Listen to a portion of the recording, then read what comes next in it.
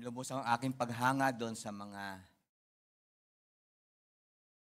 aniwala. SFI ay Church ni Lord. Salamat sa inyo and alam ko, tama ninyo ay marami pa tayong ma-accomplish pa sa ating Panginoon. Congratulations sa ating lahat. Yung mga katabi mo, sabihin mo, congratulations.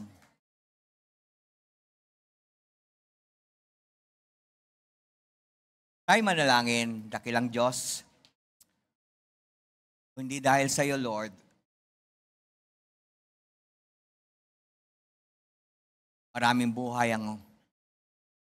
mas maraming buhay ang napariwara, mas maraming family ang nawasak. Matagal na po wala itong church na to. Grabe ang favor mo sa amin. Dahil sa dami ng aming mga mistakes, mga pagkukulang, failures,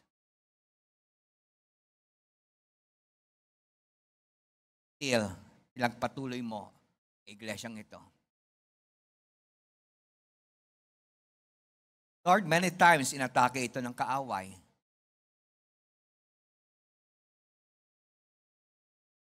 At ang inyong pagsalba sa amin, pagprotect mo sa amin, hindi dahil kami, hindi dahil sa pangalan mo na linagay mo sa church. Lord, alam ko marami pang mga himala mangyayari. Marami pang buhay ang mababago. Maraming mga pamilyang bubuuin. Kadalain ko, Lord, ang TSFI ay patuloy mag-unite, manalig, magtiwala, at shine brighter ang ilaw bilang anak mo. Dad, napakaganda ng mensaheng ito. Prepare mong hearts na makakarinig nito even tonight. I pray na ma-challenge po ang kalang pananampalataya at mag-desire to do greater things for you. Lord, just bless each one of us. At mag-bestow ka ng greater things from you, Lord, favor and favor. Bilang gift mo sa ika-30 taon na iglesyang ito. And I pray, Lord, na ma-receive ng bawat isa. This I pray, in Jesus' name, lahat magsabing amen. Sa Daniel 3, starting from verse 12 hanggang verse 18, ganito ang pagkasabi.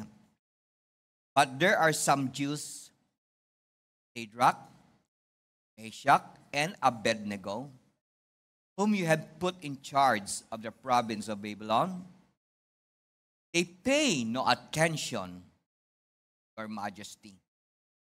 They refuse to serve your gods and do not worship the gold statue you have set up. 13. Then Nebuchadnezzar flew into a rage and ordered that Shadrach, Meshach, and Abednego be brought before him when they were brought in. 14. Nebuchadnezzar said to them, Is it true, Shadrach, Meshach, and Abednego, that you refuse to serve my gods or to worship the gold statue I have set up? 15. I will give you one more chance to bow down and worship the statue I made when you hear the sound of the musical instruments. But if you refuse, you will be thrown immediately into the blazing furnace. And then what God will be able to rescue you from my power. 16. Shadrach, Meshach, and Abednego replied, O Nebuchadnezzar, we do not need to defend ourselves before you. If we are thrown into a blazing furnace, the God whom we serve is able to save us. He will rescue us from the power of your majesty. Lastly, verse 18. Sabay-sabay natin basahin ng verse 18. But even if he doesn't, we want to make it clear to you, Your Majesty, that we will never serve your gods or worship the gold statue you have set up. Pwede na kayo po. Excited ako i-preach ito dahil nakikita ko ito sa marami sa inyo, mga pag-angat ng mga panampalataya, dating mga mahina't duwag, ngayon ang tatapang, dating mga walang panindigan at hindi kayang ipaglabang panampalataya, paniniwala ay ngayon lumalaban. So itong mensahe nito ay patungkol sa inyo mga ibang uri ng mga panampalataya. And sa iba naman, nawa ma-challenge kayo na napapanahon na to be different. Ang title ng mensahe ito ay Extraordinary You. Nakalimutan ko na kung sino ang nag-suggest ng team na ito many years ago at napagkaisa nito ng mga group ng leaders na itong team na to ay para sa taong 2025. So, ibig sabihin, itong team na to, na Extraordinary You, ay maging gabay sa atin. Simula ngayon hanggang sa 2025, November or December, na ito dapat ang imithi natin patungkol sa ating pananampalataya at relationship with God. Just to give you a background about chapter 3 ng Daniel, itong si Shadrach, Meshach, Abednego, kasama siya sa mga maraming mga captives na kinuha ng Babylonian mula Israel patungo sa Babylon. Ito yung naging propesya ni Isaiah kay Hezekiah na isang araw na malulupig sila at marami magiging bihag mula sa kanila dahil nga pinagyabang ni Hezekiah yung makayamanan niya.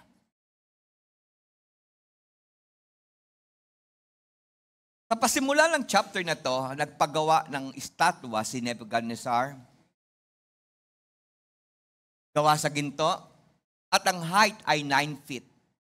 O 90 feet ang height. So napakataas.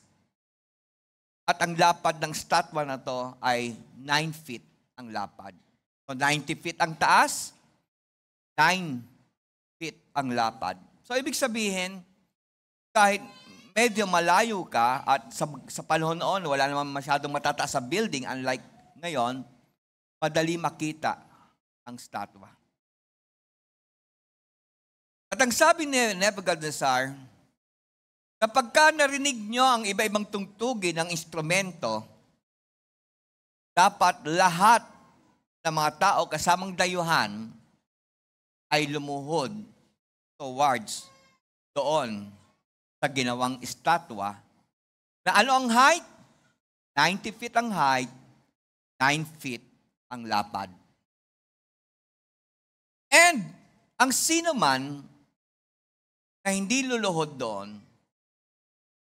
ang sabi ni Nebuchadnezzar, itapon sila sa pugon.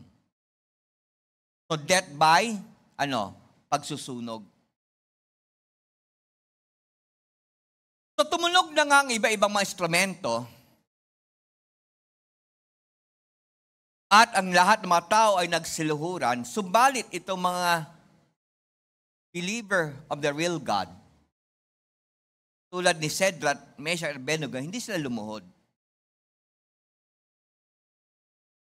At mayroong mga spies na nagsabi kay Nebuchadnezzar, aming hari, Shadrach, Meshach, Abednego, nung nagkatugtugan ng mga instrumento, ay hindi yumuko. Lumuhod at nagsamba sa Diyos-Diyosan na ginawa mo.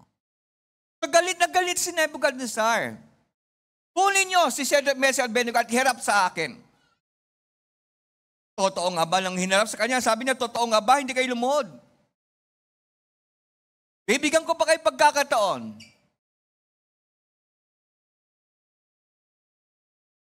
Balit, naging matindi ang paninindigan ni Shadrach, Meshach, and Abednego It was that extraordinary you yung nagmamanifest sa kanila. Sabi niya, hindi kami luluhod yan. Ipatatapon ko kayo sa pugon. At ang ganda ng sinagot ng tatlong ito na nagmamanifest ng extraordinary you. Ang sabi nila sa verse 18, but if he doesn't,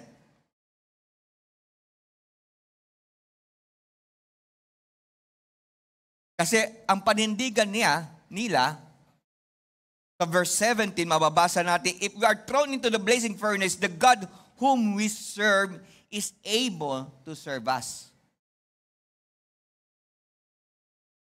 He will rescue us from your power, your majesty. But, ang sabi ng verse 18, even if He doesn't, kahit hindi kami iligtas, nais naming sabihin sa iyo, Nebuchadnezzar, haling Nebuchadnezzar, hindi kami luluhod sa estatwa, sa Diyos-Diyosan na ginawa mo. Grabe, no? Ulitin ko, ang sabi nila, kasi naniniwala silang ililigtas sila ni Lord. Ang sabi nila, subalit, kahit hindi kami iligtas, kung sakali man, pinahintulutan ng Diyos at hindi kami liligtas, hindi pa rin kami tuhod. Now, gusto natin ito i-appreciate at try natin i-apply. Bawat isa sa atin may kanya-kanyang journey, bawat isa sa atin ay mayroong iba-ibang mga circumstansyang pinagdadaanan, mga maslimot na sitwasyon, mga challenges sa ating palampalataya, mga hamon, kung totoo tayong kami Kristiyano, totoo tayong mananampalataya ang Diyos. So parang ganito, dali natin ito sa ganitong sitwasyon. Para bang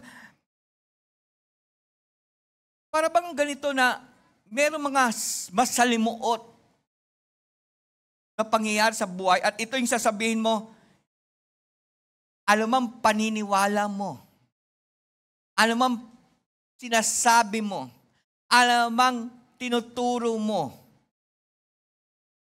basta labag ito sa utos ng Lord, hindi ako sasang-ayon sa iyo.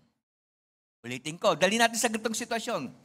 Pagpalagay natin, may member kayo ng family. Pagpalagay natin, may barkada ka. Pagpalagay natin, may classmate ka. Pagpalagay natin, may boss ka. May palagay natin, may impluwensyadong tao, nagsesweldo sa'yo, tumulong sa'yo, at meron lang mga paniniwala na gusto nilang gayahin mo, tularan mo, makiisa ka, para walang gulo, may kapayapaan. Pipilitin ka nilang maniwala sang ayunan, maaring anak mo yan na nagpapakain sa'yo, maaring asawa mo yan, mas malaki ang sweldo niya kaysa sa'yo, pipilitin lang ikaw ang sumunod sa kanila kaysa sundin mo si Lord. Parang ganito yung sitwasyon, Brother James. At dahil meron kang, ikaw ay isang extraordinary you, tulad ni Shadrach, Meshach at Abednego, sasabihin mo, hindi ako tutulad sa inyo. Masusunod ako sa Diyos. Nag-gets niyo yung sitwasyon na ito? Naiintindihan niyo, kapatid? So parang dinalang natin sa sitwasyon natin ngayon, yung pangyayari kay Shadrach, Meshach at Abednego. Dahil pinipilit silang lumuhod. Pinipilit silang tanggapin isang paniniwala na taliwas sa itinuturo ng Diyos. Kaya nga nasabi nila, kahit hindi kami iligtas ng Diyos, para ganito, patay kung patay. Hindi kami sasang-ayon sa iyo dahil mali yan. At kung sa panahon natin ngayon, pwede nating sabihin, palayasin na ninyo ako. Tanggalin nyo na ako sa trabaho ko. Huwag nyo na ako kilalanin bilang tatay, bilang anak, o bilang kapatid. Mali yan. Hindi ako pwedeng sasang-ayon. Dahil mas gusto kong sumunod sa Diyos kaysa umayon sa mali. So ang tawag dito mga kapatid, itong uri ng paninindigan, isang extraordinaryo, ay pwede nating sabihin extreme conviction. Lahat magsabing extreme conviction. Kumbaga, dulong-dulo na ng matinding paninindigan na walang anumang pressure ang pwedeng magpabago sa'yo. Walang anumang uri ng pag-iiwan sa'yo. Pag-iwas sa'yo, ang pwedeng magpabago ng tamang desisyon mo. Kasi alam mo, si Lord ang mas bibigyan ng glory kaysa umayon sa mali. So ano yung sinabi ko? Anong tawag dito? Yung paninindigan ni Shadrach, Meshach at Abednego at maraming leaders dito sa church na mas pinili ng tumayo sa tama, ang tawag dyan ay extreme conviction or extraordinary. Dahil hindi lahat ng mga nagsasabing Kristiyano ay merong ganitong uri ng paninindigan. Lalo sa panahon natin ngayon, ang daming umaayon sa mali. So pagka sinabi natin extreme conviction, number one, it means taking a stand. That magsabing taking a stand. At pagka sinabi mong taking a stand o paninindigan, kapatid, hinihikayat ko kayo, make it now. Make it now. Tumayo ka na sa tama. Dahil ang daming nawawasak na family, ang daming nawawasak na iglesia, ang daming nawawasak na tao. Dahil sa tindi ng pressure ng mundo at need ng tao ng pera, lumalabnaw ang paninindigan. So, ang extreme conviction or isang extraordinaryo ay kinakailang gawin na natin ngayon. Sabihin sa katabi mo, now na. Walang panahon sa mga nagdaan na maraming panahon like now na kung saan ang bansa, hindi lamang ang buong mundo, but also ang Pilipinas ay dapat i-exercise natin yung tinatawag pagiging totoong Kristiyano. Making the right stand. No matter kung sino masaktan. No matter kung sino magkalit o magtampo sa iyo. Dahil habang nagiging malabnaw ang ating pananampalataya at panindigan, tandaan ninyo, ang tao mas madaling sumandal sa madali kaysa kumapit sa tama. Kaya pagka nakikita na supposed to be Christian na malabnaw ang panindigan, mas mahahatak sila sa mali kaysa mahatak sa tama. Kaya never the time ng mga churches na mas maraming pamilya ang nawawasak. Mas maraming taong lumalayo sa Diyos. Mas maraming Kristiyanong nakikiayon sa tawag ng mundo kaysa gumawa ng tama. The pressure is so much sa panahon natin ngayon. Kapatid, every day ay napupuno ito ng maraming mga challenges, maraming mga question, maraming mga circumstansya na it will elicit a decision sa atin. Ano ba? Ipaglalaban ko ba ang tama? O aayon na lang ako? Kasi baka magalit siya. Baka magtampo siya. So, araw-araw may mga ganyang sitwasyon. Sino ba susundin ko? Si Lord ba? O pagbibigyan ko muna siya? Kapatid, never in the time sa mundong ito, kapatid, mundo natin, grabe ang ganyang uri ng mga sirkumstansya. We don't want to offend someone. Pero ang problema, kadahilan ayaw natin mag-offend, ang na-offend natin, Panginoon Diyos. Dahil ayaw natin makasakit ang damdamin. Ang nasasaktan natin, ang ating Pang-Diyos. Mula sa lansangan, sa palaruan, sa basketball court, o anumang mga lugar na yan, sa school, sa work, even sa home, kapatid, kakaroon ng mga sitwasyon.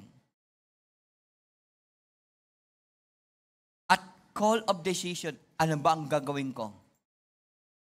Paglalaban ko ba ang tama? O makikiayon ako? For the sake of friendship, for the sake ng pakikisama. Ang sabi ni John Kennedy, quoting him, nung siya'y presidente at buhay pa siya time na yun, sabi niya, I make no easy decisions. All the easy ones are made before they reach my desk. There are two things here. Una, lahat ay may part sa paggagawa ng decision. And there are things naman, ikaw ang gagawa ng mahirap na decision na yon. It is because walang gustong mag-decide. Walang gusto na siya ang pagbubuntuan ng blame. Meron nga kasabihan, kapatid, an elephant in the room. Ibig sabihin, very obvious na yung hindi maganda, pero mukhang lahat ay nakapikit ang mata. At ayaw mag-decide, ano bang gagawin natin dito sa elepanting to? Very obvious na ito. Kitang-kita na, hindi tama ito, mali ito. But no one wants to make that decision. Going back sa sinabi ni John F. Kennedy, I make only the difficult decision. And the rest, na madadali, ay ginagawa lang iba. Every good things in our life is a product. Ulitin ko. Everything in our life is a product of someone taking a stand. Gets ba ninyo?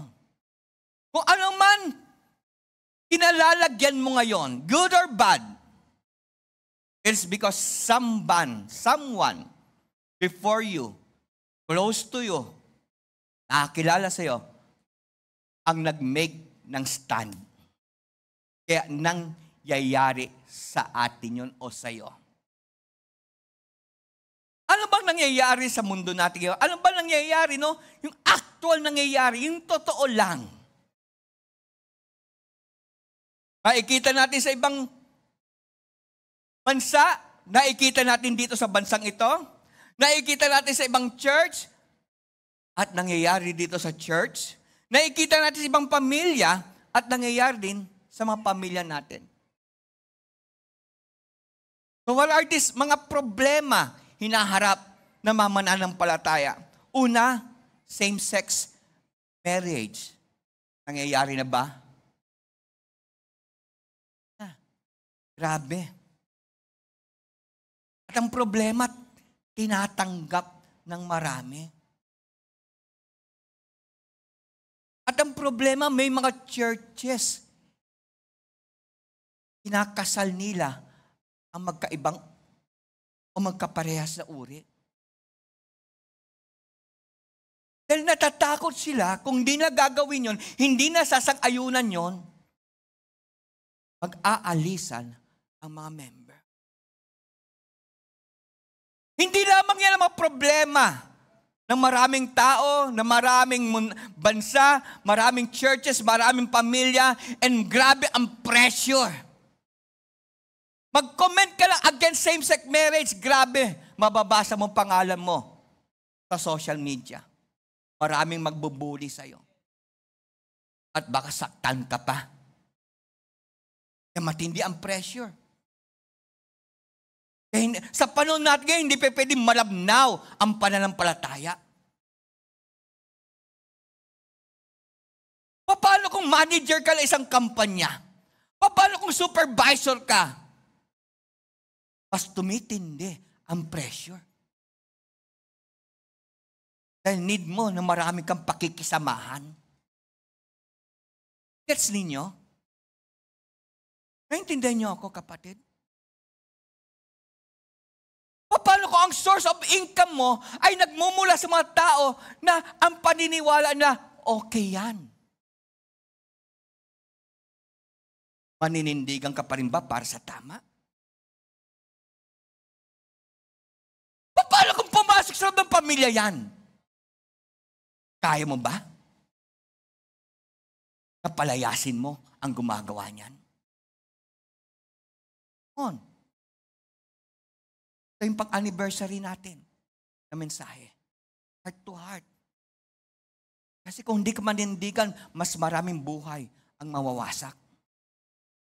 At ang mabigat sasabihin na, judgmental ka. Kaya gusto nila, takpan ang bibig mo.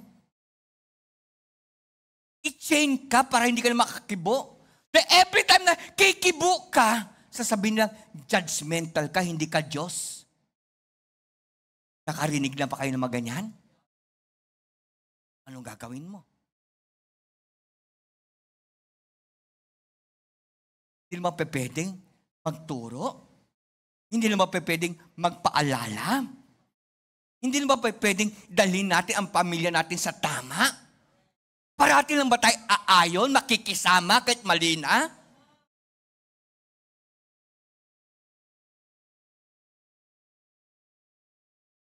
Hindi lamang yung problema na hinaharap natin ngayon at things that we must make a stand. Nandiyan yung mga live-in. Maraming tanggap na nila ito. Basta nagmamahalan tayo. Totoo ba? Maraming ganyang kapatid.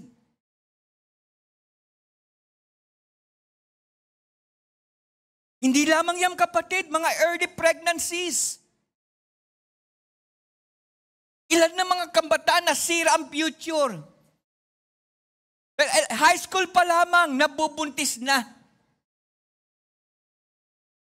Bilang parents, anong gagawin mo? Hindi lamang yan kapatid, marami namang pangyayari. Alang-alang sa love, kahit hindi ka panampalataya, pwede na yan.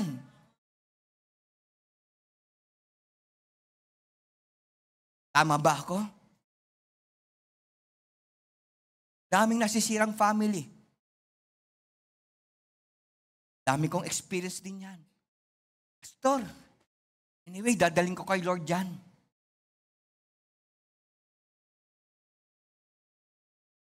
Mga pangyayari kapatid na mga partners sa mag-asawa, mas nakikinig sa bulong ng iba kaysa bulong ng tama, bulong ng pagkakasundo, bulong ng pagpapatawad at reconciliation. Anong stand ninyo dyan, kapatid?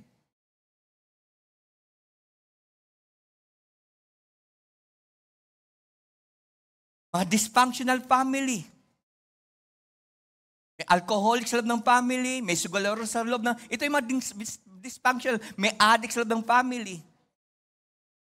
Tawag dyan, dysfunctional. Mga tatay, hindi ginagampanan yung tungkulin nila. Nanay, hindi ginagampanan tungkulin nila. Tatay, maraming bahay inuuwian. Nanay, bago mo sa bahay nila, meron mo ng bahay na pupuntahan dahil ilan ng partners nila.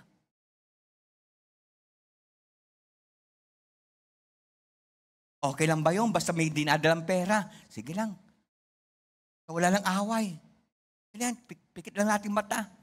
Dante, nakakain tayo. Okay na ba yung mga kapatid? Ano ba mga problema hinaharap sa family? Instead nag-aaral, nag-ehele ng bata.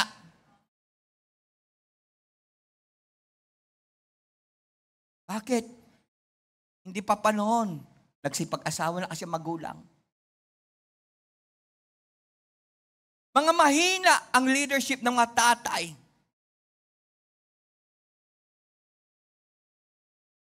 Marami ngayon kapatid, mas malaki ang sweldo ng nanay kaysa tatay. Totoo ba yan? Nangyayari na ngayon. Kawawa yung pamilya. Para walang gulo. Pikit mata na lang ang mga ama ng tahanan.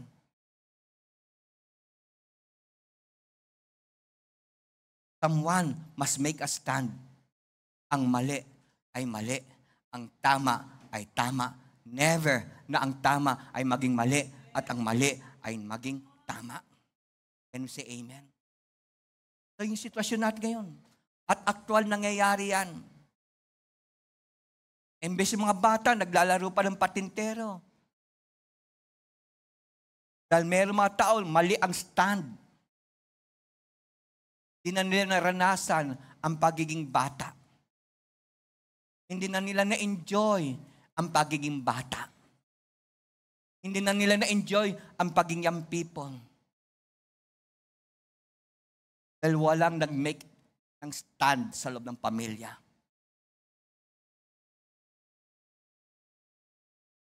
And every time i-confront mo sila, ang hirap. Sasabihin sa'yo, pastor, nagja-judge ka. Kapatid, nagja-judge ka. Hindi ka Diyos. So, anong gagawin mo? Nasusundan niyo ba ang mensahe ngayon, kapatid? Ito ang sitwasyon natin ngayon. Kapatid, lahat ng mga bad things na nangyayari sa loob ng family, sa loob ng church, sa iba-ibang mga lugar, it is because someone made a wrong stand. Karoon ng maling paninindigan. Hindi pinaglaban. Kaya lumipas ang maraming taon, naging mas mahirap ang sitwasyon. Kung noong pa sana pinaglaban mo na yung tama, marahil na bago ang storya ng buhay nyo. Ang hina mo kasi. Hindi mo pinaglaban ang pagiging amo mo ng tahanan. Hindi mo pinaglaban ang pagiging anak mo ng Diyos. Kaya ngayon, ang daming kahihirapan ngayon. Ulitin ko, maraming mapangit na nangyari ngayon. It is because a lot of people made a wrong stand. They made a stand, but the wrong stand. So magbibigay ko ng mga ilang mga tatlong bagay na kung saan importante na we should make the right stand. Unang-una sa pagsasaksi o paging witness. Napakahalaga ito dahil merong sinabi si Jesus Christ sa Matthew 28:19-20 bago niya iniwan ang kanyang disciples at inukapay niyang paging Diyos at bumalik siya sa trono sa kalangitan. Ang sabi niya, "Go ye therefore and teach all nations, baptizing them in the name of the Father and of the Son and of the Holy Ghost, teaching them to observe all things whatsoever I have commanded you. And lo, I am with you always, even unto the end of the world." Kapatid, ito yung isang bagay na wag mong ipagpalit sa anong bagay. Dapat anak ni Lord, soul winner. Sabi mo katabi mo, anak ka ba ni Lord? Dapat soul winner ka. Ilan sa ating kapatid na meron kang iwa-way bago matapos ang taon na soul na nabaptize dahil sa iyo? 12 months ang dumaan, kapatid. Kamusta ang paging soul winner mo? Ang paging soul winner, hindi lamang yan para sa pastor o leaders. Para sa lahat yan. Responsibility natin yan. Can we say amen? Can we say amen? So dapat lahat tayo soul winner. Dapat maliwanag sa iyo yan. Dapat may stand ka dyan. Kaya ka nga nandyan sa company mo eh. Kaya ka nga nandyan sa school na yan. Kaya ka nga nandyan sa family mo. Kasi representative ka ni Lord. Priest ka ni Lord sa lugar na yon para madala mo sila sa Panginoon. Can we say amen? Pangalawa, dapat you must make a stand about discipleship. Alam nyo, pagka hindi, kasi iba yung pagsusolwin. Iba ang pagdi-discipleship. Pagka sinabi mong discipleship na, yung sinolwin mo, for example, magkapatid si Angel at si Ella. Sino man yan sa sapang alat, dapat ang next na step, iti-train nyo na sila. Churches will not continue kapag ka walang training na maging follower ni Lord. Hindi naman pwede lahat tayo mabaptize tapos wala na tayong gagawin. Tandaan mo, kung hindi ka pa magulang ngayon, magiging magulang ka. Lalaki ang anak mo. Saan mo pa lalaki ang anak mo? Palabas ng church? Di ba mas safe kung meron silang church? Lalo kung church ni Lord. So, sino mangangasiwa niyan kung wala kang i-disciple? Pagka sinabing disciple, i-train mo. So, ang discipleship ay nagmula sa salitang discipline, training, educating, para mag-work sila para kay Lord. Kasi kung hindi gagawin yan, for example, nawala na ako, kunin ako ni Lord, kunin ng mga leaders, kunin na si James. Sino magtuturo kay Ezra? Sino magtuturo kay Caleb? Nagets mo, Brother James? Kung wala tayong i-disciple, wala tayong i-train. Sayang. Pangatlo na bagay na dapat natin magkaroon maliwalag na stand at hindi natin pwedeng pagpalit ay ang tinatawag na stewardship. Anong ibig sabihin stewardship? Kung anong pinagkatiwala sa iyo ni Lord. Gampanan mo yan. Manager ka dyan. And churches ay magpapatuloy kung meron mga steward. For example, kapatid, si Brother Archie, tama ba ako? Siya na pagkatiwalaan sa baseline. Magpapatuloy yung gawain ng baseline habang ginagampanan ni Archie yung pinagkatiwala sa kanya. Ang tawag dyan is stewardship. Hindi pwede pagka may problema, nawawala ka. Kasi hindi ka magiging steward, good steward ng Diyos. Artista nga eh. Kahit may problema sa pamilya, tumatayo pa rin sa entablado. Tama po ba? Lalo tayo mga mananampalataya. Marami rito kapatid. Minsan ako na lang naaawa. Kahit masakit ang pakaramdam, masama ang pakaramdam, pupunta sila sa mga satellites nila para pagsilbihan kayo. Ang tawag doon, good stewardship. Alam nyo, kayo mga iba rito, alam nilang buhay ng mga leaders ninyo. Nakalimutan nila sarili nila, alang-alang sa iyo. Alang ma-appreciate nyo yan. Ang pinakamagandang support mapapakita nyo sa leaders ninyo, be there pagka nandun sila. Yan ang pinakamagandang support. Kung nasaan si leader mo, dapat huwag kang mawawala. Ang tawag dyan ay stewardship. Can we say amen? So anong mga ingredient para magiging extraordinary you? Anong mga ingredients para kapatid masasabi natin na extreme ang panindigan mo or conviction mo? So what are the ingredients needed to stand for Christ? Unang-una, sabi mo katabi mo, maging matapang ka. Be brave. Bawal ang mahina ang loob pagka may pamilya ka. Bawal ang mahina ang loob kung may asawa ka. Bawal ang mahina ang loob pagka may anak ka. Bawal ang mahina ng loob pagka leader ka. Sabi mo sa katabi mo, bawal ang mahina ang loob. Dapat matapang. Dapat brave ka, lahat magsabing brave. Anong ibig sabihin ng brave? It is the ability to face danger, difficulty, uncertainty, or pain without being overcome by fear or being deflected from a chosen course of action. Yan ang ibig sabihin ng fear.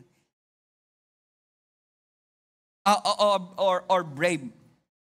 Ulitin ko, ano ang pagiging brave? Nandiyan ba yan? The ability to face danger, difficulty, uncertainty, or pain without being overcome by fear or being deflected from chosen course of action.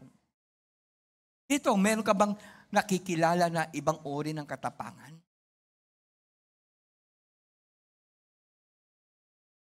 Ako, maraming kilala rito. Grabe ang tapang nila. Ang iba tapang ng mukha na lang. Talaga totoo. Hahangaan mo sila sa tapang nila. Naalala ko yan, si Luz. Kasama niya si nanay. Sino ba yun? Sino ba yung matanda nun? Patay na siya.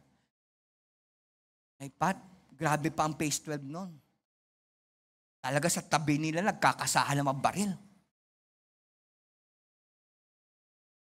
Sir Luz, habang nagtuturo, nagpe-pray, si Nanay Pat, nininervyos na.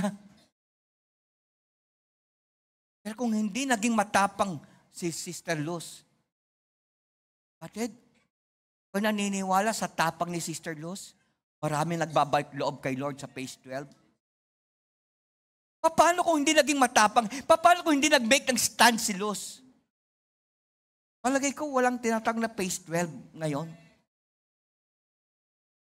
Tingnan yung pambunga ni Sister Luz, si James. Saan galing? Alam niyang buhay ni James. Julian. Di na ngayon, nakita natin si Mary Ann. Mary Ann ba? Kasi may Mary Rose eh. Nalilito. Grabe. Tapang lang yan, kapatid. Hindi pa pwede maging extraordinary na duwag ka. Yung mga pumupunta lang phase 9, galing pa ng Quezon City, galing trabaho, and pagkadating ng phase 9, uuwi pa sila dito sa Malaria, si Sister Helen, uuwi pa lang Quezon City. Anong tawag mo dyan? Extraordinary yung kapatid. Mga babae yan, ha? Try kaya natin kung lalaki. Richard, diyan ka na sa phase 9. Puro, si Richard, hindi. Kunwari lang man, baka magkamot, pastor, baka malita ko, pero alibay na lang yun. Iba, pagka may courage ka. Iba, pagka brave ka. Ako naniniwala, maraming naiwan dito mula kailan tayo nag-start dito, 1994. Laging matapag sila para kay Lord eh. Kung alam nyo lang yung sitwasyon namin noon, ini-iskandalo kami rito. Palilit pa yung mga anak ko noon, ilalabas yung radyo rito at maririnig na mga paninira sa akin. Sikat ako noon sa radyo. Pero hindi sa maganda, sinisiraan tayo. Lalabas talaga nila radyo dyan. Marami sila patay na. Patid, kung hindi lang kami naging matapang. Hinahangaan ko yung mga Constantino na yan eh. Hindi sila lumayo. Pinaglaban nila ang place nila dito sa church. And alam ko, maraming aayusin si Lord sa life nila. Maraming blessing darating para sa kanila. Palakpakan natin mga Constantino.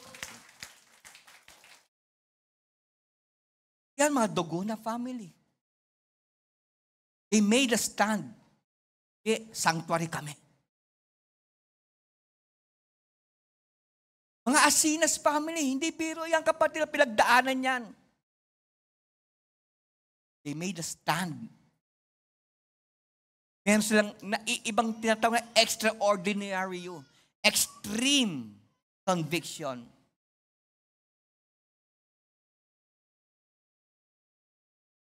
Just to name a few. It takes courage to stand up and be counted. But it takes more courage to keep standing up after you have been counted. Maraming ganyang kapatid. Magaling lang sa umpisa. Pero pagka maraming problema na, missing in action na sila. Kahit sa loob ng family, meron kang makikilalang ganyan eh. Magaling lang sa umpisa. Kaya pag may mga problema na, nagkakaiwanan na. Di ba nung kinasal kayo, anong tinanong sa inyo? Sa hirap at ginhawa. Sa sickness or in health. Anong sagot mo no, Jameson? Yes, no, yes, no? O puros yes? Maraming yes, no eh. Sa kaginhawaan, yes. Sa hirap, no. Nakita nyo, ang dami ng wasak family. Tandaan nyo kapatid, journey na mag-asawa. Ang daming maninira, daming maiinggit, daming nagsisales, pagka nagsasaksid kayo, kaya ang gagawa silang parang para masira ka.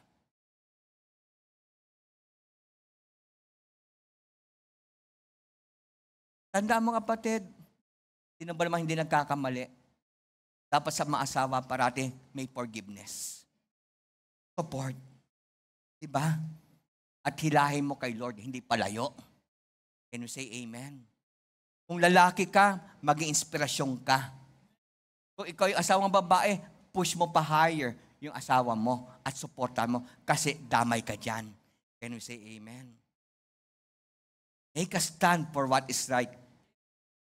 Courage is an ingredient needed to stand up as a Christian. Alam niyo si Moses, nung nakita niya merong binubugbog. No? Anong ginawa ni Moses? Pinagtanggol niya yung Israelita. Kahit siya ay nawala ng pwesto sa kaharian ni Pharaoh. Maraming ganyan eh. Ako, I don't want to make a stand, mawawala ang trabaho. Ako, I don't want to make a stand, masira ako rito sa barangay namin. Ako, I don't want to make a stand, baka hindi na ako tanggapin ng kamag-anak ko. But si Moses kapatid, wala siyang pakialam. Ang tama ay tama. Kahit nawalan siya ng place sa palasyo ni Paraohan. Alam nyo, when you take a stand, there are times na maging alone ka. Totoo yan. Basta manindigan ka ng tama, mapapansin mo ang daming umiiwas sa'yo. Ako, against bakla to, against tomboy to. Iwas tayo. Ako, against ganto to, iwas tayo. And there are times kapatid, feel alone ka. Number 2, lahat magsabing number 2. So anong mga ingredients para maging matibay ka to stand for Christ? Una ay brave. Pangalawa ay never compromise. Lahat magsabing never compromise. Pagka sinabi natin never compromise, don't bend, don't bow, don't break. Dadagdagan ko, wala yata dyan, no? Dadagdagan ko, don't beg. Ang ganda. Pagka sinabing, ano bang compromise sa Tagalog? No? Para bagang paninindigan. Hindi ka aayon. So pagka sinabing hindi ka compromiser, hindi ka nagbe-bend, hindi ka magbabaw, hindi ka magbe-break, dadagdagan ko pa, you will never beg. Bakit matindi ang pressure sa paligid na maraming bumibigay sa kalampalataya? Una, gusto mo maging accepted ka. Totoo ba yan? Gusto mo marami kang likers. Gusto mo marami kang followers. Kaya pagka wala lang nagla-like, iisipin mo, baka mali yung sinabi ko. Kaya next time magpo-post ka, yung tanggap ng marami. Ang tawag doon, compromiser ka. Kinukuha mo yung kung anong tanggap ng tao. So matindi ang presyo ngayon. At maraming bumibigay. Ako, naniniwala ako, dadami mga managers dito. Dadami rito mga owners ng company. At matetest na ang stand mo. Siyempre, as owners ng company, as manager, gusto mo maraming income. At maraming lalapit na mga customer, mga future investor, na gusto nila, ito. Paano ko na kung sisirain na ang faith mo? Paano kung may lalabagan na mga words ng Panginoon? Haharapin natin lahat yan. And very excited ako sa maging response. Actually nga, sa meeting namin mga leaders sa 22, meron ako magandang sorpresa sa inyo. Magkakasubukan tayo. So, ang pressure na hinaharap ng maraming mga totoong Kristiyano ay to be accepted.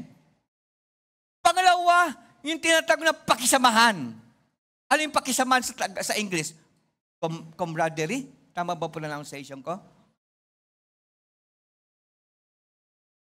Camaraderie. Napapatingin tuloy sa akin si Sister Shirley. Teacher yan, mahirap magkamali.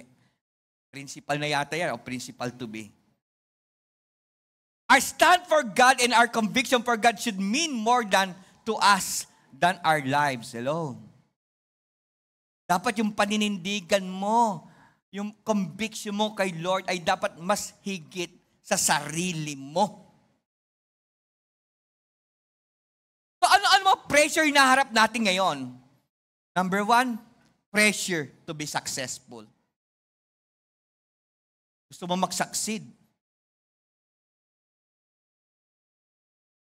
Pero sa school, ano ba nangyayari ngayon? Para mataas ang grades, dapat mangopya, pandaya, kodigo. Sino nag-try mag-kodigo? Ako nag-try ako noon. Pero hindi ko take eh. Puro high school pa lang, prepare na ako ni Lord noon. Hindi ko naging ugali. Nag-try lang ako kasi gawain ng marami. Lalo math, science, chemistry, physics, na kailangan may kodigo. Mapapagaya ka eh. So yung desire mo mag-success, maging successful, may matinding pressure yan. Anong pipiliin mo? Gagawa lang tama o gagawa na mali?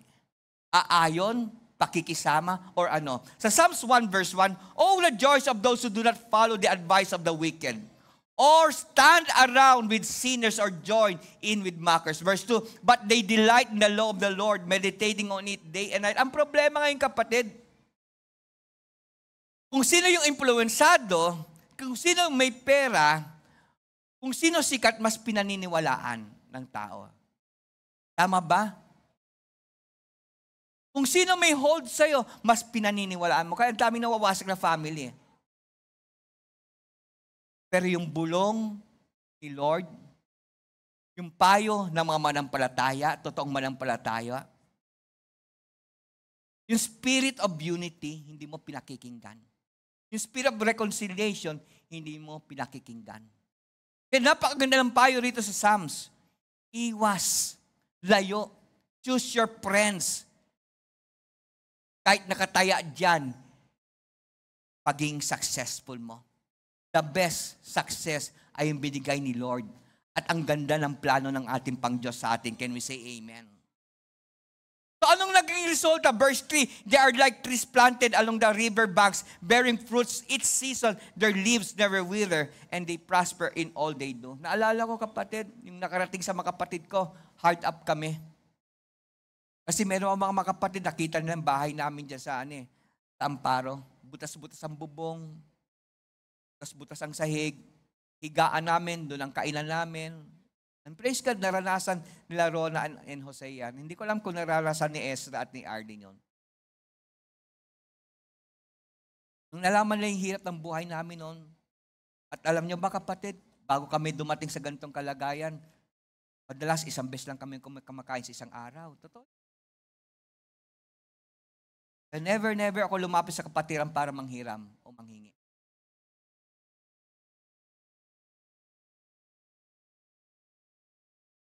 Sabi ng mga kapatid ko, doon ka lang sa Mindanao. Tutulong ka namin, susuportahan ka namin. Doon ka magpastor.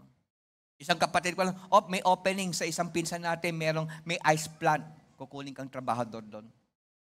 Hindi ng pressure. Siyempre, then, may 3 anak, wala pa si Tripina noon. Anong pipiliin ko? Ang mga givings nung 40 pesos sa isang linggo, 100. Pwerte na kung mga 200, 300. Paano bubuhay ng pamilya yon?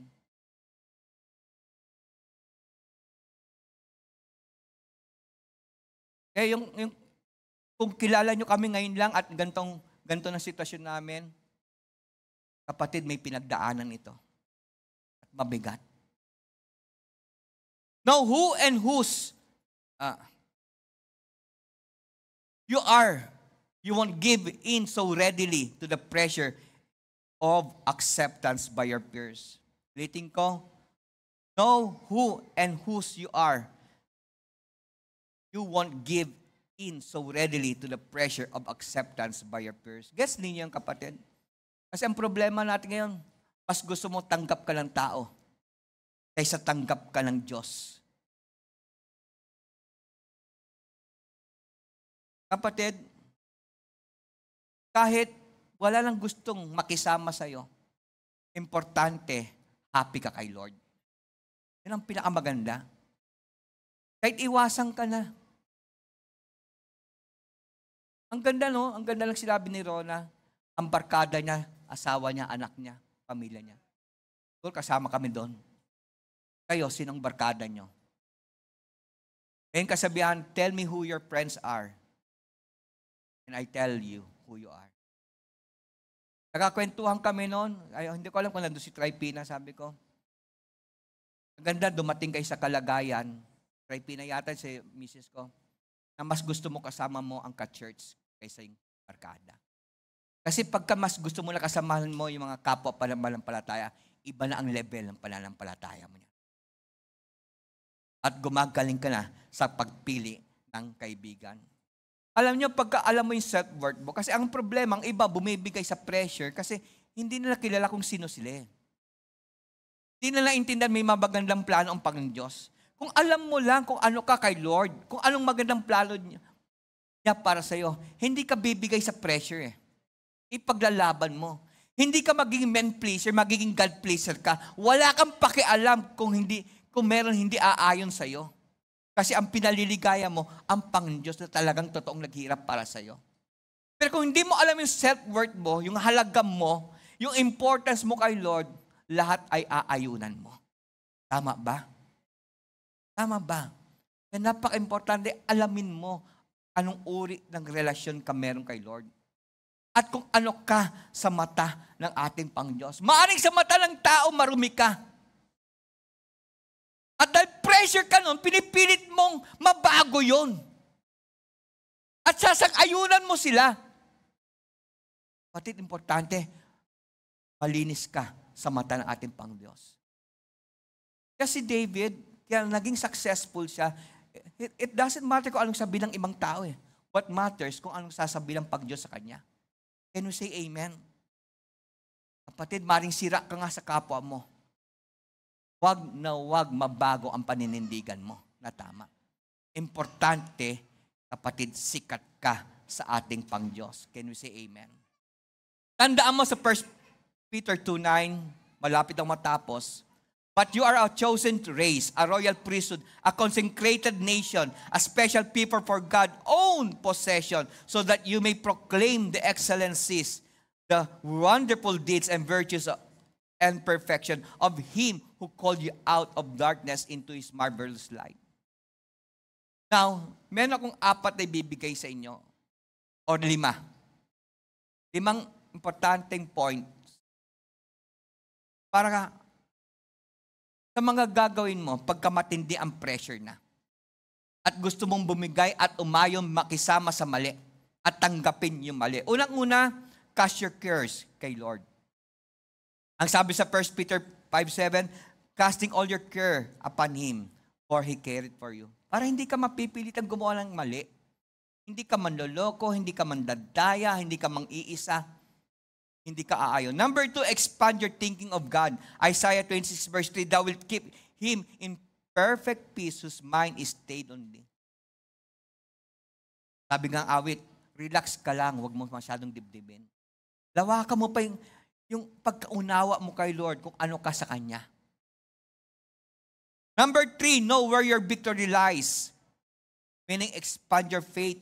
Sa 1 Corinthians 15:57, but thanks be to God which gives us the victory through our Lord Jesus Christ. Ephesians 3:20, now unto Him that is able to do exceedingly abundantly above all that we ask or think. Grabe ang pagmamahal ni Lord sa iyo.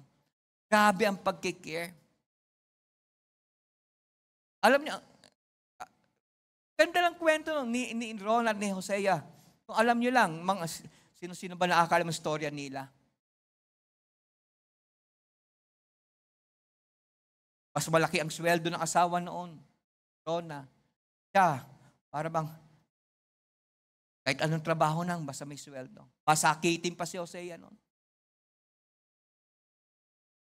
Iba nag-aalaga ng anak nila, si Hosea. Si Seiron, kaya malaking taon sa buhay ni Seiron, ibang tao nag-aalaga.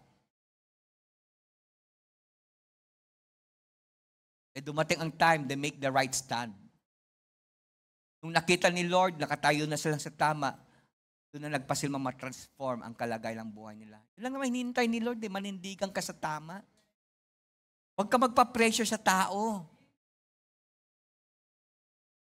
Sino ba sila? At ano bang kaya nilang ipangako sa'yo na kaya nilang tuparin? Maring sikat ka ngayon. Paano kung dumating ang eternity mo, hindi ka kilala ni Lord? Sabi ng Panginoon sa'yo, umalis ka sa aking harapan. Hindi kita kilala. Alam niyo ba ibig sabihin ng abundant? Ano yun? It means marked by great plenty, amply supplied, abounding, occurring in abundance. Grabe, ample. Ilang days namin pinag-uusapan yung magandang plano ni Ezra. Grabe, excited ako. Sana ibigay niya sa akin yon, palit kami.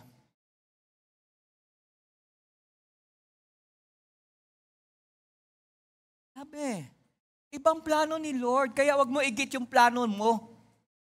Stand sa tama. Kahit marami na, ako dumating ang time, tinakwil ako ng mga kapatid ko. Totoo yan.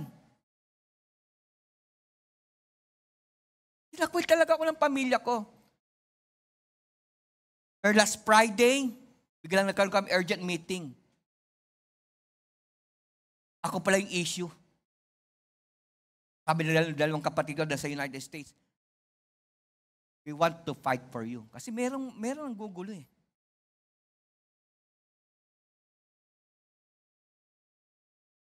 Pero hindi ko kailangan yon. Importante na si Lord. Kasi pag nasapanin ka ni Lord, sinong tatalo sa'yo? Tama po ba, kapatid? Yun lang naman eh. Ang problema, ba't takot ka to make a stand? Okay, sikat ka sa tao ngayon. Paano kung hindi ka kilala ni Lord? Hindi porket sa church ka, linggo-linggo kilala ka ni Lord. Hello? Totoo yan, kapatid. Hindi porket nasa church ka, ay kilala ka ni Lord. Kinakailangan, pakita mo sa buong mundo na ang stand mo ay na kay Lord. Number 4, expand your looking of God. Hebrews 12:2, looking unto Jesus, the author and finisher of our faith. Siya nagpasimula sa buhay mo, siya rin ang tatapos. Kaya tiyakin mo na sa panig ka ni Lord. Can you say amen? Psalms 55 verse 22, cast your burden on the Lord, release it. Bigay mo kung anong worries mo, takot mo, pangamba mo, lahat ibigay mo na kay Lord. And He will sustain and uphold you. He will never allow the righteous to be shaken. Philip Paul, ay kung alam niyo ang storya ng dito. Halos araw-araw, muntik na ako naka-nervous breakdown. May summon mula sa barangay, kasi meron ng didimanda. Every time makarinig ako ng motor, titigil sa bahay namin, ninervous na ako noon. Pero hindi kami pinabayaan ni Lord. Trinay na winasak ang family namin, trinay na winasak ang church. Kapatid, kung ang Lord ang kakampi mo, sinong tatalo sa'yo? Stand lang. Huwag ka matakot. Ngayon ngayon sa mayang people, mag-isa ka lang nagsisimba. Huwag mo ayaw yung parents mo, pakita nyo lang tama. Ang araw, kasama mo na rin sila. Can you say amen? Mga magulang, kung may nagkakamali sa anak nyo, huwag kayo matakot. Mali.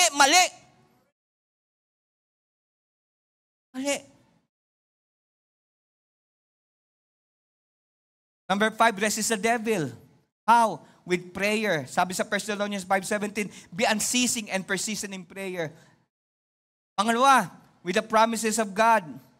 Paano na malalaban si Satan? Parati mo isipin yung pangako ni Lord. Pero paano na mamalalang pangako ni Lord kung hindi ka nagbabasa ng Bible? 2 Peter 1:4, God made great and marvelous promises so His nature would become part of us. Then we could escape our evil desires and the corrupt influences of the world. And paano pa resist Satan? With praises. Sabi sa Psalms 113 verse 3, from the rising of the sun to its setting, the name of the Lord is to be praised with awe-inspired reverence. Now, balikan natin. Ito ang magtatapos. Listen. Bakit ganun na lang ang daas at tapang ng loob? Paki-display ulit yung verse 18. Na sinabi ni Shadrach, Meshach, Abednego, sa ano? Daniel 3. Ano sabi sa verse 18? Even if he doesn't, referring God kung di sila ililigtas ng Diyos. Even if he doesn't, we want to make it clear.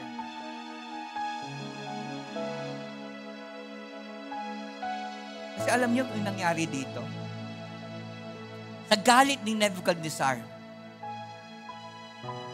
pinainit niya ng 7 beses yung init ng pugon. Galit eh. Gigil na gigil. Sabi ko, kasi ayaw nilang yumuko eh. Kasi, pero mo sabi, kahit hindi kami liligtas, oy, Nebuchadnezzar, hindi kami luluhod dyan. And nagalit si Nebuchadnezzar. Kung babasahin niyo mga sumunod na verses, pumili sila mga malalakas na masundalo niya. At pinainit niya ng 7 beses. Nung linalapit na ng mga malalakas, mga katawan masundalo, yung 3, yung mga naglapit, namatay sila sa init. Sila yung namatay.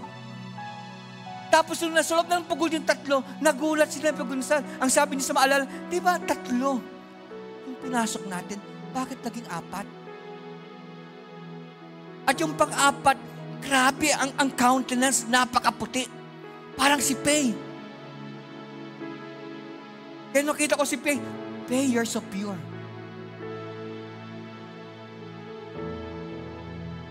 Ganun talaga si Lord.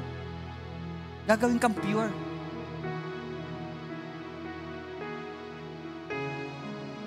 Kaya tinawag, Shadrach, may sabi na ko, lapit ka nga kayo dito. Lumabas.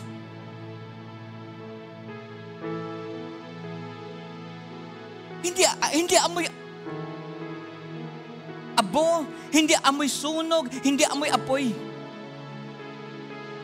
Wala man lang na harm. Kaya nagbigay ng utos nila Nebuchadnezzar, lahat kayo, sambahin nyo na ang Diyos ng mga ito. Then, prinomote pa yung 3 sa next level ng posisyon nila. But it didn't came in easy.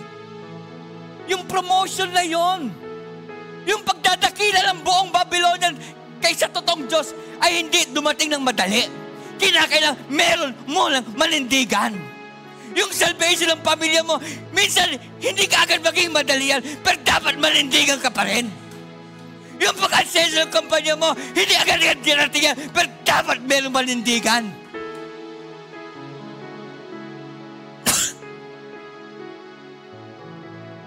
Para ma-appreciate nyo lalo itong kwento nito, ang tanong ko sa inyo, bakit ganun na lang panindigan? Tandaan nyo, mga young people lang to, ha? Maring kaedad lang, ilang taong ka na iyan? 22?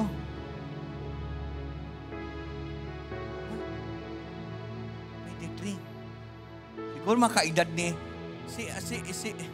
ikaw, Rodben, ilang taong ka na? Siguro mga 20, ganyan, makaedadan mo iyan. Bakit? Ang problema, please, young people, hindi ko minamali ang kakayahan mo, pero sana dumating na yung punto na kaya mo na ipaglaban kahit bata ka pa. Kasi ngayon, kapatid grabe ang pressure ng mga kabataan ngayon. Ayaw mo nang malep ka. Kaya ayon ka lang ayon. Kaya join na lang kayo. Tayo na magwala. Yun ang problema ng kabataan ngayon. Yun ang matinding pressure ng mga kabataan ngayon. Pero ito mga 3 kabataan na to, hindi biro yung decision nila. Nga ang tanong ko, bakit gano'n na lang ang panindigan nila? At ito yung gusto kong maintindihan ninyo. Same thing as si Esther. Kala niyo yung kwento ni Esther? Bakit gano'n lang? Anong sabi ni Esther? Patay kung patay. Kasi hindi pa yung tamang araw pwede siya lumapit sa hari eh. May araw sila required, bagamat asawa siya. Siguro nung unang panahon, meron pang Lunes, pang Martes, pang Merkules. Araw niya pang sa Linggo. Meron pa dapat ibang babae lalapit. At kung lalapit kapatid, ang batasong papatayin. Kaya ang sabi ni Esther, ako lalapit sa hari, alang-alang sa bansang Israel. Hindi ko pa time Pero patay kung patay. Si Daniel, bakit gano'n lang? Mga bata pa rin si Daniel yung time na yon. Bakit gano'n lang panindigan niya? Kasi pinatapon siya sa lions den ni Cyrus. At itong gusto kong maintindihan nyo. You know why? Kasi alam nila kung anong nangyari in the past. Nung sila'y nag-compromise, nagsamba sa ibabang Diyos, gumaya sa iba, mixed marriages, nagsipag-asawahan ng iba-ibang lahi na hindi kalahi. Nakita nila ang resulta. They suffered a lot. Nasira ang bansang Israel. Maraming pamilya ang namatay. At ayaw na nila maulit yun. At ako'y naniniwala yung mga leaders natin matitindi ngayon. Kung bakit ganun na lang panindigan nila. Na kahit may magalit sila, kasi alam nila yung buhay nung wala sila kay Lord. Kung paano sinira ng kaaway maraming demonyo kasi sa mga maling paninindigan. Naintindihan niyo ba ako? Sa wikang Tagalog ngayon, nadala na itong mga leaders natin. Ayaw nila maulit-uli yung karanasan nila noon. Kaya gano'n na lang sila ngayon. Matatapang kahit magalit ka sa kanila. Tanong si Shadrach, Meshach, Abednego, pagod na sila maging bihag. Kasi sa Babylonia sila may sariling bayan. Pagod na sila magtago. Itago ang totoong pananampalataya nila. Kasi alam nila kung anong nangyari sa Israel nung hindi na pinaglaban ang tama. Napagod na si Esther din makita na parati lang alipin ang bayan ng Israel. Kaya nasabi niya, patay kung patay. Ang tanong ko sa inyo, kayo ba, pagod na ba kayo? Handa na ba kayo maging extraordinary? Kasi ayaw mo mangyari sa iyo pagka magkaroon ka ng anak. Mga dalaga at binata rito, yung nangyayari sa family niyo ngayon. Pagod na kayo. But you have to make a stand.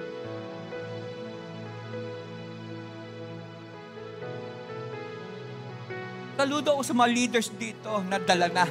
Kaya gano'n ang panindigan. Kayo naman, kailan kayo to make a stand to become that extraordinary you. No matter sino masaktan, no matter sino magalit sa iyo, ito na yung tama kasi alam mo na eh. Naranasan mo na kung paano maraming pamilya nawasak, maraming mga young people lumayo. Kasi mga dati kasabahan hindi nanindigan. I hope marami maging Shadrach, Meshach, Abednego. Marami maging katulad ni Faye, katulad ni Tripina, katulad ni Claire, at maraming pang mga young people dito. Katulad ni Esther, ni Richard, Hosea, na nadala na. Kasi naranasan nila ang epekto ng pagiging malabnaw palampalataya. Ayaw na nila mangyari sa mga anak nila. Kaya matatapag na sila kay Lord ngayon. Napaganda ng team natin ngayon. It's your turn naman. Sabi mo katabi mo, it's your turn naman. Panindigan ka. Huwag yung ayon ng ayon. Huwag yung puros pakisama. Huwag yung takot ka may ma-open. Magpakatatay ka na. Magpaka-leader ka. At kung sakaling mas malaking sweldo ng asawa mo, kung may maling nangyayari sa pamilya, tumayo ka sa tama. Amen? Kasi kung hindi ka tatay ngayon at ipaglamang mo tama, kapatid, iikot lang storya niyo. Mauulit lang mauulit yung mga hindi pangyayari. Be that extraordinary you. Magkaroon ka ng extreme conviction. Stand up for Christ right now. Di man agad-agad mong makikita ang resulta, but sure, kung kay Lord ka nakatayo, maganda parati ang resulta niya. So Tumayo tayong lahat.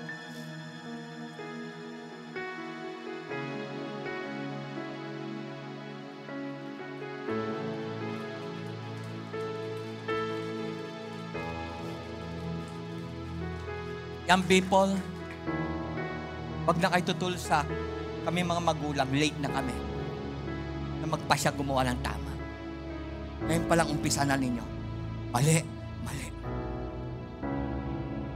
Tumayo ka sa tama.